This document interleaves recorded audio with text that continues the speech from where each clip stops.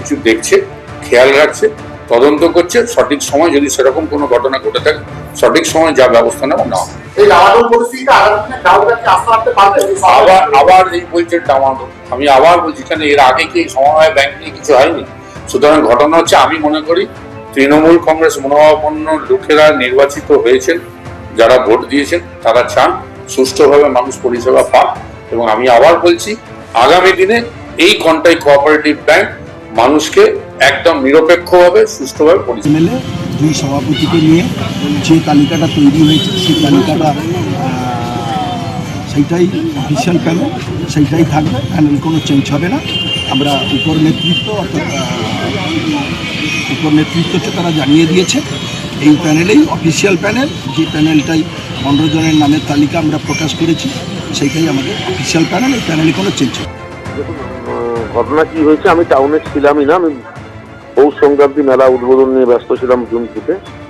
তবে যাই হোক না কেন, এই ধরনের ঘটনা ঘটাটা সমীচীন বা বাঞ্ছনীয় নয়। তার কারণ একজন সিনিয়র লোক, তার কাছ থেকে নিশ্চিতভাবে এই ধরনের কথা কোনো কর্মী প্রত্যাশা করে না। দলীয় নেতৃত্বরা তো আজকে ছিলেন, নিশ্চিতভাবে দলগতভাবে জানানো হবে।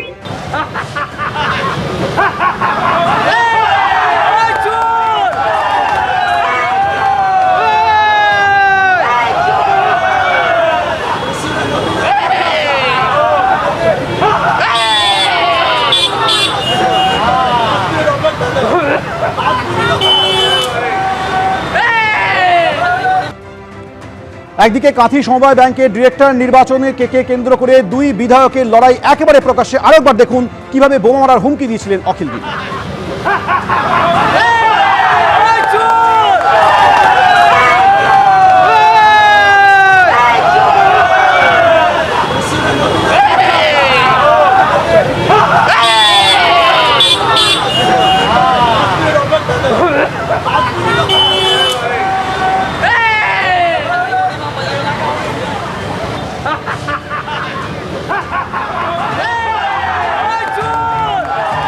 কখনো ঠিকাদারের লড়াই, কখনো এলাকা দখলের লড়াই, কখনো জমি দখলের লড়াই। দিকে দিকে তৃণমূলের হাতেই তৃণমূল খুন হচ্ছে।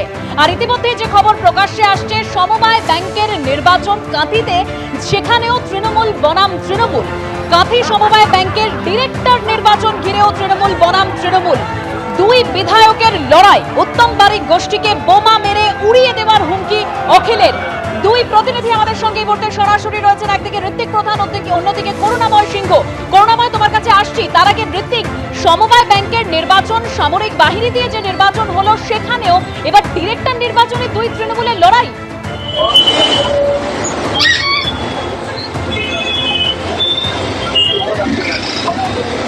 দেখো, যেটা হচ্ছে যে কাঁথি কোঅপারেটিভ ব্যাংকের মোট ডেলিগেট সংখ্যা হচ্ছে 108 এবং তার মধ্যে তৃণমূল জয়লাভ করেছে 101টিতে।